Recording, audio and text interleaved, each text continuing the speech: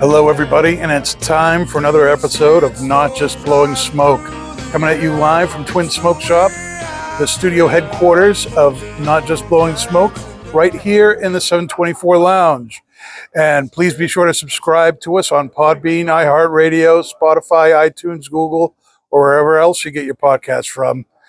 I am Pastor Padron, and I am here today with Chris Topper, the president of Topper Cigars. And welcome, Chris. Thanks for being on the show with us. Great to be here. Thanks for having me. Appreciate it. So tell us a little bit about the cigar that we're smoking. This is the Topper 1894 Toro that we're doing. So this is our newest release, Topper 1894. It's kind of hard to tell you a little bit about it because there's a you can tell us a lot. There's a big story to it. Yeah. I'll talk about the cigar itself, and then we'll get into the history of how we got to 1894. The actual blend itself is something. It's our 130th year in business, and we tried to come up with a blend that was kind of true to the company's history, but kind of a modern take on it. Okay. So actually, the wrapper that we used on this cigar, it took a long time to decide what we were going to use, and the wrapper that's on this is it's actually the first cigar to market with this wrapper. The first. It's the first cigar that was released with this wrapper. So it's you hear a lot about Habano, Connecticut wrappers. Yes. But this is a Habano, Pennsylvania. Habano, Pennsylvania. Habano, Pennsylvania. It's grown in a small area. It's called Sugar Valley in central PA in Clinton County, I believe. And so the wrapper itself is something that's it's historical to the sense that when my great-grandfather, my grandfather, my dad ran the company, we manufactured in Pennsylvania. Okay. So there's the link there. Right. It's grown in Pennsylvania. For the first 75 years or so, when we basically made cigars that were had Cuban long filler, so the Habano seed. So we had that connection as well. Okay. Cool. The binder is Dominican. It's a San Vicente binder. San Vicente, I like that. Yeah. So and the filler is a little bit different. It's kind of we're known for Topper's known for Connecticut broadleaf. A lot of cigars we make with broadleaf still. Yep. But this one actually is a Connecticut broadleaf seed grown in the Dominican. So it seems like everything's kind of backwards. Yeah, a little backwards there in that sense. But the interesting thing is that I'm obviously very loyal to the Connecticut Valley. Yeah. And still am and always will be. It's a great. There's so much rich history there, right? Oh, sure. But this one was just a little bit different. I haven't been able to find any wrappers that I would use. That were grown out of Connecticut. There's seen a lot of crops from every country has tried it. It's just been very difficult to replicate what we have in the rich Connecticut River Valley. But the wrapper, this Connecticut broadleaf that was grown in the Dominican had great flavor. We used it as a filler as opposed to the wrapper. Sure. So basically, we get you get the spice from the Habano seed that's grown in PA. You get that on the initial hit, and then you get a little bit of that sweetness from the broadleaf on the finish. It's very nice. It's burning great. I've smoked several of these. This has been one of my picks in the humidor for, and it's legitimately very good. How 130th anniversary cigar for what, $12.50 or something like that? Yeah, I think without tax, they're probably it's around 11. I think. It's an incredible cigar for that price. I joke that we have the LFD 30th, and it's $30, and I joke it's $1 for every year. You've managed to undercut them. But I don't know. Well, maybe next year we'll have a $131 cigar. We'll see. I'll have to find some super exclusive rare tobacco. Yeah, that'd be really cool. What have been some of the milestones in Topper's history? So, I'll tell you part about that, but we'll go into how I ended up with 1894. Okay, sure. So, this is my 30th year I started 30 years ago with my dad. And I had always thought that it was 1896. It was always Topper since 1896. Yeah. So that's what we've always gone by. So last year, in 2023, I think it was the beginning, somewhere around March or April, I received an email from a good a friend in the business, Bill Fink Jr. Out of Texas, from Fink Cigars. Yep. Just a quick email. Say, hey, Chris, check out this link. I think it's something you'd be interested in. It's an old letter from your great grandfather. So I clicked on the link, and sure enough, it was basically a letter from March of 1921. And it was like a follow-up letter from my great grandfather to a prospective customer. They had sent us some samples, and it was just a few paragraphs, and it basically just said that we sent you the samples. Hopefully you'll like them. Here's all the pricing. Here's what they are. Right. And it was just so it was like a follow-up letter. Nothing, just a quick one-page letter. But so anyways, I got the letter. I bought it. Yeah. And when I got the letter, I'm looking at it, and I'm looking. And, back in the old days, I mean, letterhead was like artwork. Right. Yeah. You look at all the old boxes and everything else. I mean, the letterhead on this letter was just, to me, all of a sudden I'm looking at it, I'm like, wow, this is so cool. Just the old cool artwork from the 1920s. Right. So I was all excited about that. I had been working with the factory and some of the vendors that I buy tobacco from. Right. We've been blending some different, trying to work on a new blend that we were going to do anyway. So like somehow I have to incorporate this old letterhead into the packaging. Right. So I was excited about that, and I'm looking at everything, reading the letter, and I even on our 120th anniversary cigar on the inside lid, I had all 4 generations with their signatures. Right. So just for giggles, I put that signature that I had on my great grandfather. I compared it to the signature on the letter, and I mean, it was legit. You could tell it's like a yellowed, it looks like a 100-year-old letter. Yeah. So everything matched up. But then I'm looking at the letter, and at the very top of the letter, above the letterhead, it says established 1894. So I'm like, geez, what, it was just a surprise. I'm like, where does that come from? So, it's not like I just found some old letterhead that was sitting in a warehouse somewheres and maybe it was a misprint or something. I mean, it was, I get the email from Bill Fink. I buy it on eBay. It's a legit letter. So from that point on, for like the next month or so, I just was doing extensive research. I was trying to find any information that I could, just looking at different historical archives. And I did find that my great grandfather and his 2 brothers moved to McSherrystown, Pennsylvania, which is where we manufactured. They moved there in March of 1893 to learn the cigar industry, to learn the cigar business. So, I mean, it kind of corroborated that they were there in that time frame, and they were, that's where they went to do. So, it's highly possible that they started in 1894, and then just for whatever reason, it was, maybe they were incorporated in 1896. I don't know, something was different in 1896 that was the year they used. But in any event, it was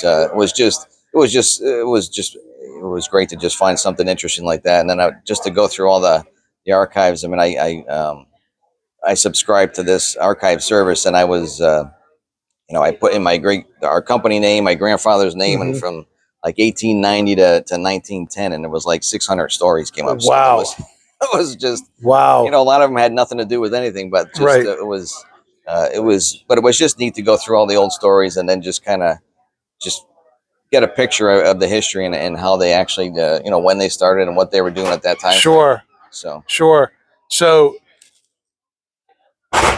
there's a little bit of a kerfuffle now, because that puts you a year or 2 older than J.C. Newman, which has been saying they're the oldest cigar company in America. So what's going on with that? I mean, are they going to have to change it? Are you going to sue them or something? No. What's going on? I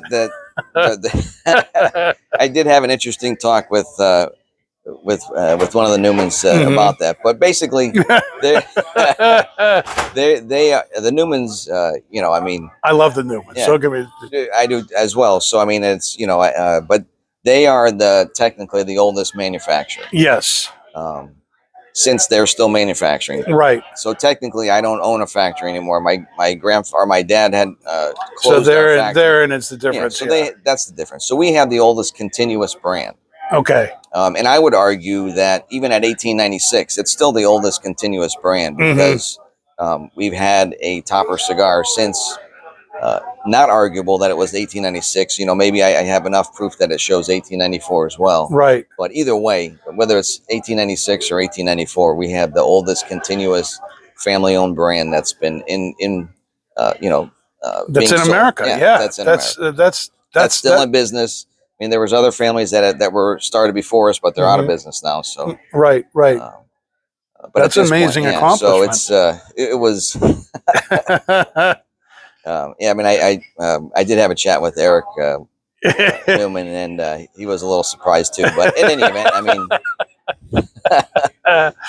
I can see his face.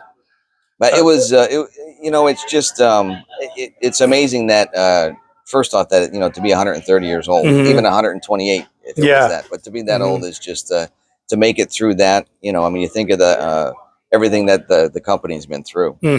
I mean, from the first world pandemic, with the Spanish flu, all the way through war, all the world wars and everything. I mean, it's just all the so ups and much downs, history, all the history. I mean, you name it, we had, we were through it, and we had cigars after World War II that were called the Victory. I still have old boxes that were the Victory cigars. So I mean, just tons of cool history that that we've gone through. Now that's kind of a great lead into my next question, which is, you're fourth generation now, and as you've kind of hinted throughout the conversation, keeping something going generation after generation, with everything that goes on. I mean, we've been through, like you said, 2 world wars, and then a number of other things.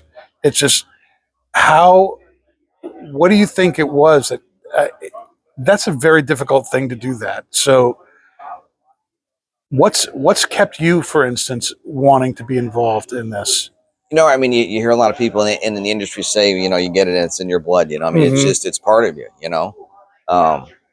and just the pride itself, just to know that, I mean, I'll use this quick example. I remember when I first started and I was pretty green, just getting out there. And I remember walking into a store and we were talking with some customers and they said, "Oh, you're fourth generation." I said, "Yep, fourth generation." They said, "You better not screw it up." And I'm like, "Oh, thanks."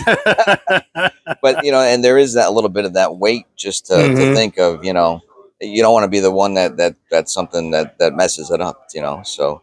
Right. And I've certainly made plenty of mistakes, like we all do. But and there's been ups and downs, just like any business. I mean, there's times when, when I started in 1994, that was the beginning, and right when the boom was hitting in the 90s. So, I mean, it was crazy. Yeah. And then things changed, and then there was, there were some down times, and then it was back up again. And the last 6-7 years have been pretty strong, and we continue to grow and are doing well. So that's awesome. What are some of the things now? Let me circle back to that original question. What are some of the milestones you think over that 130 years for Topper? I mean, I think probably the biggest milestone was in the 60s because, I mean, obviously when it went from the first generation to the second generation, and there was always changes. I mean.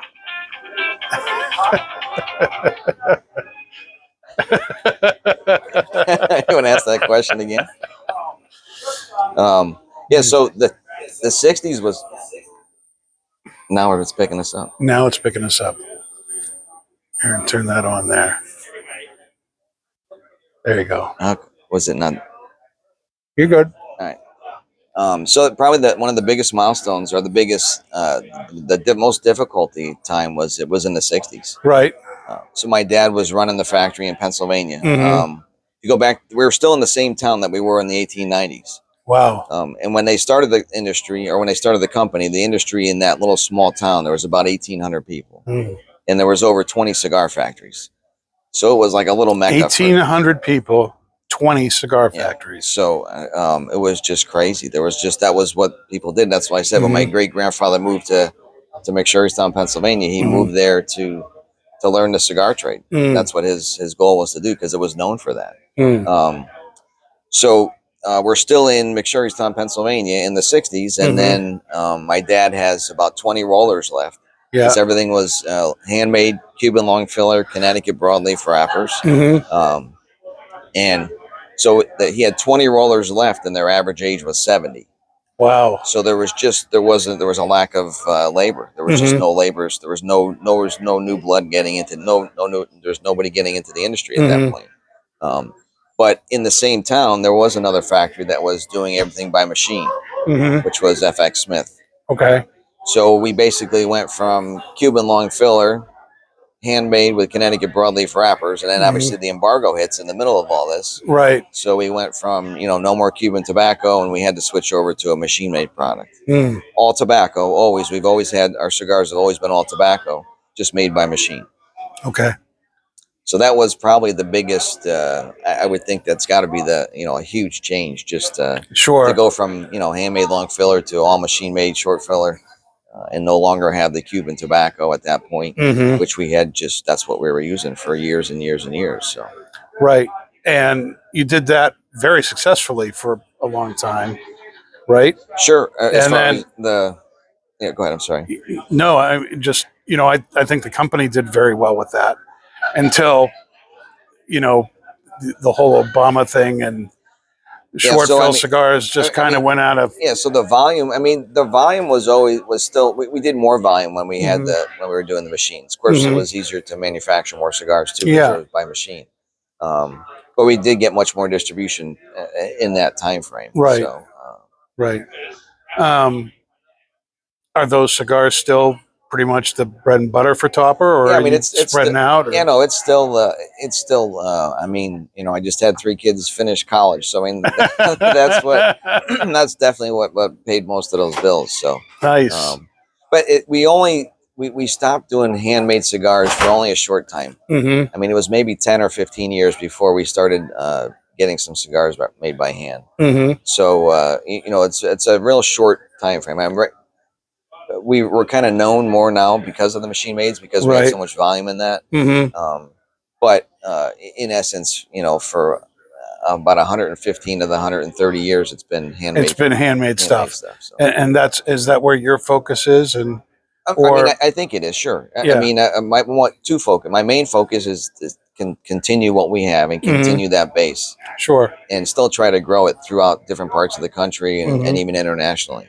Right. But I think that going forward, at some point, I'm trying to build the handmade portfolio as well. Sure. Let's talk a little bit about the importance of the U.S. tobacco industry. This has been something. Obviously, this is Pennsylvania grown wrapper, the PA grown Habano. You talked a lot about the importance of the Connecticut River Valley. How important is the U.S. growing of tobacco to the cigar industry to you? I think it just gives us, I wouldn't say uniqueness, but it gives us that specialness, and just the fact that we're using tobacco that's grown here. Because when you think of premium cigars and all the glitz and the glitter, right? You don't think of, in general, a lot of people don't think of U.S. grown tobacco. They think of it in the Dominican or Nicaragua or Honduras, right? So, but the fact that we've used tobaccos grown in the U.S. for 130 years, to me, that's important. And obviously, just being even for the consumers to have, even though it's not made in Connecticut, but it's still a locally grown product. That's there. I think that's I think it's a really important thing. I think that obviously, like the Connecticut broadleaf, that's a very sought after wrapper. The tobacco that what am I trying to say? I think there's a uniqueness to the taste and the flavor of American tobacco. And I like, one of the things that really kind of caught me about this cigar was, Pennsylvania grown Habano. That means somebody's experimenting. Yeah, to me. Absolutely. And the fact that that's still going on here was really encouraging to me, because it seems like every year things get a little bit smaller. And I think that's what's kept Connecticut going as well. Just the fact that, because look what happened to Connecticut Shade, right? Yeah. You used to see all the nets. You go to Bradley Airport in Windsor, and used to be fields everywhere, and now it's an Amazon building. So the fact that the growers are doing things like that, they're doing different seeds, different hybrid seeds. They're experimenting and creating new tobaccos. It's just and that along with the fact that so with the shade, they were able to somewhat replicate the look and the taste, even though it's a little different. But in general, they were able to replicate the Connecticut shade, and they basically replaced it because of the cost. Because it's so much less expensive. So, the broadleaf, because it's stock cut, so it's a little bit different than the shade. But they just no one's been able to really replicate that. What we have in Connecticut, which is just that rich soil, the taste, the weather, the climate, everything, and just the land, the soil. That's just there's something to it that just you can't replicate anywhere else, or they haven't been able to. They keep trying. I mean, I remember 25 years ago, I was bringing seeds to the Dominican to people to try to grow tons of experimental product. Even back then, it just and they've made some progress, but it just fortunately the acres that's grown now. I mean, it's well, for one, like you said, it's almost it's sought after too much because it's very difficult to get. It's not like the old days where we would get whatever you wanted to. Right. It's just not that way anymore because it's just everybody's going for it, and which keeps the price goes up, and it's just difficult to get. And then and then like with any crop, I mean, there's issues. There's always issues. Whether there's a hailstorm or that's too wet. It's we had a pretty good season this year. The weather was good. There's always a few issues and a few hiccups here and there, but in general, we had a good growing season this year. But last year was difficult. It was just way too much rain, and it wasn't able to the crop didn't come out the way it should have. Yeah.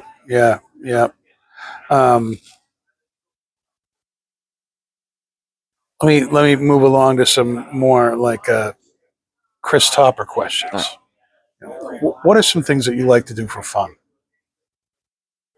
When you're not running around the country doing Topper cigars, what does Chris Topper like to do? I'm at home sitting by my pool smoking a cigar.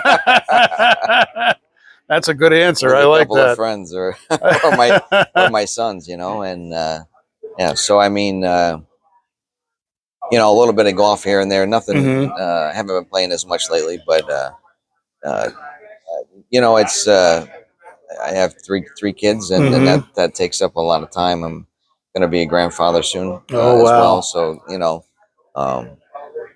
now, are any of your kids interested in continuing on the business, going into fifth generation? I mean, there's always the potential for that. And I'll tell you a funny story about my mom and dad. They were born, or they were married in 1954. And my mom asked my dad, said, how long do you think this business is going to last? What do you think is going to happen? And he said, maybe 10 years if we're lucky. So, I mean, and I have old letters from my grandfather to my dad, and being concerned about the taxes and the government's. It's always been a struggle and a battle as far as that goes. But it's on steroids now. I mean, it's calmed down a little bit, but it's still it's always out there. Whether first it was S-chip, that was the huge. You talk about that one with the S-chip Act, and then so that's always a concern. And fortunately, we're still doing well, and we're producing a fair amount of cigars. But you never know. I mean, it's if the opportunity is there, and I think that it makes sense, I would love to be able to have to work with my son. But we'll see how it goes. So. Does he know that you're thinking this? No. He's been to trade shows with me, so he has an interest in it. I mean, he's doing his own thing now, so that's fine. So we'll just the time's going to play out. We'll just see how that goes. Cool. So. That's good. That's good. What is the strangest thing you've ever seen happen in your trips to different cigar shops around? Cigar shops or cigar factories? You can go either way. Maybe we can do one of each. Yeah, I won't tell you about the trip to Honduras. That's not going to be good. The strangest one. I don't know. That one's. I'd have to think about that. Maybe we'll circle back to that if I think of something. All right. What about what's one of your cigar smoking pet peeves? And by that, I mean, as a tobacconist, I have there are certain things that I wish people would just stop doing. Yeah, probably in order to enjoy the cigar. Or if you want to be positive, if you want to be one of those uplifting, positive people, you can say, what's something that you wish people would start doing to enjoy their cigar better? Yeah, I mean, I think one of the easiest one is just the way people handle cigars. I mean, that's probably one that's not that drives you nuts sometimes. And that's probably why everybody has cellophane on most cigars. Yeah. But I would say, as far as a pet peeve on the negative side, I would probably not use a house cutter. That's one of mine. I would That's one of mine. You see the guys that put the cigar in their mouth and then they go to the cutter, and it's just probably. So yeah. So I mean, I always, if I don't have a cutter on me, I can do it. I can do a pretty good circle cut with my fingernails. So you remember Nick Flanagan, right? From here? I think so. Yeah. Yeah. Sure. He customer asked for a cutter, and he gave him his. No, it was one of our store 724 cutters, but he gave him his cutter, and the guy took his cigar, put it right into his mouth, gave it a good wetting, and then cut the thing, and lit it, and then hands the cutter back, and he's like, "Nope, that's your cutter now. That's your cutter now." It's one man. way to get a free cutter, I guess. He was like, "Is that because I put the cigar in my mouth before I put it in your cutter?" Yeah. I just thought that was that was great. Oh my gosh. I mean, so yeah, I would say that would probably be the biggest pet peeve. I think most people would agree with that. So yeah. What's next for Topper? What do you got on the horizon? I mean, I've been really working just to expand distribution. I mean, it'd be great to do some stuff internationally. I've kind of dabbled a few times in some different countries. Do you have hot spots right now? Not really. I mean, I'm just sometimes the ones that you think are going to work and that are a hot spot either is not a fit for us or it's just you never know sometimes. That I mean, we go to the trade shows and there always will be people from different countries who come, and you never think anything's going to come of it, and then all of a sudden I get an order and I got to ship a bunch of cigars to Taiwan or wherever. So I mean, that happens, but it's pretty rare that all of a sudden something out of the blue comes like that. But you just don't know. So, but I do have I don't have as much distribution in the U.S. that I would like, so that's really where I'm pushing to work through some new distribution channels in the U.S. For people who come in, like Twins, here at Twins, we carry Topper Cigars, and it's. I imagine that one of the things that could be, we just had Carlito Fuente here last week. Over the summer we had Rocky Patel here. They come, they do something. It's like people just come looking for their stuff, and how do you're known in the industry, really, but not so much like to the consumer. I don't have, You're not. I'm not the rock star like that for sure. So how do you? What are the things that you would like, customers to know about your cigars? Why they should try them? What? Why should people pick up a Topper cigar? I mean, going back to what we started talking about. First off, I mean, obviously there's the history. Yeah. What we've been through. And the fact that we're using some different tobaccos. We're known for Connecticut broadleaf, so I mean, if you're into broadleaf, I mean, of course you should try, especially like our 125th anniversary cigar, which was a great cigar. I agree. I mean, that's a 2017 crop of broadleaf that was set aside just for that blend. So yeah, and the fact that it's it's difficult for a smaller company. Obviously, I mean, I don't have I don't have everything in place to have all those. I mean, A, you're not a rock star, and B, I don't have. You could be though. You could be a rock star. Come on. I got to work on it. We got to work on that. Maybe I got to drink more. I don't know. I'll have to try some of this Woodford. But let me know. I think the Woodford's going very well with this. I got it. Well, now I wanted to smoke it a little bit before I had some. So let me know what you think. But that's good. But yeah, it's just a matter of just getting out there and started to do a lot more podcasts, just to get out there and just you got to do a lot of more meet and greets and just meet people. Sure. Yeah. You know, if they don't know, they just know it's a Topper cigar. Well, there's actually, you know, it's actually a family name, and we've been doing it for this long, and that's. I mean, I've told the story 1,000, you know, more than 1,000 times probably through all the trade shows and everything. But every time you sit down with someone and kind of just give them a little bit of a couple of tidbits of the stories that what we've been through, and that's great. It's interesting just for people to hear that. Nothing about me, but just the fact that it's gotten to me, you know. You know, and I'm just doing what I'm doing to keep it going as best that I can. But I mean, just the fact that it made it to get to me is just an incredible story. So yeah, no, and I think the story is so important to moving a cigar. You know, if you know the story of it and how it came about, you know, what's 1894? What is that? You know, and being able to say that this, you know, this company has been around for 130 years, and here's this unique blend of the, you know, Pennsylvania Habano and the Dominican Dominican broadleaf. You know, that right there makes people say, "Oh, I'll pick that up and try it." But yeah, I've really enjoyed these cigars. You know, you can tell by looking at this. You know, the burn has been great, draw has been great. It does go very well with the Woodford. And Woodford's good. Ooh.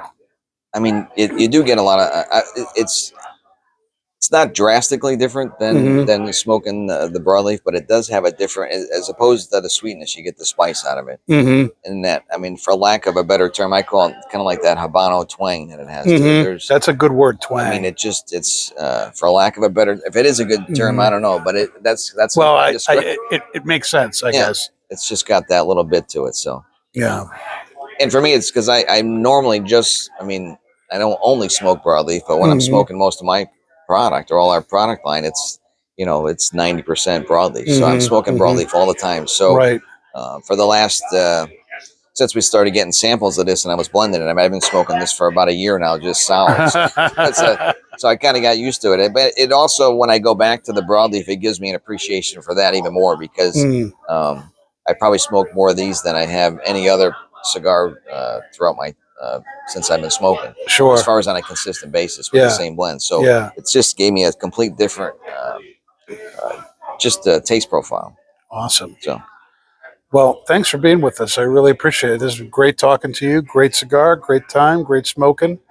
We're going to offer some specials on your stuff after the podcast is over to everybody who's here. But thanks for being with us, Chris. Sounds great. I appreciate taking the time to talk. All right. That's it for Not Just Blowing Smoke. We'll see you next time, people. Bye-bye.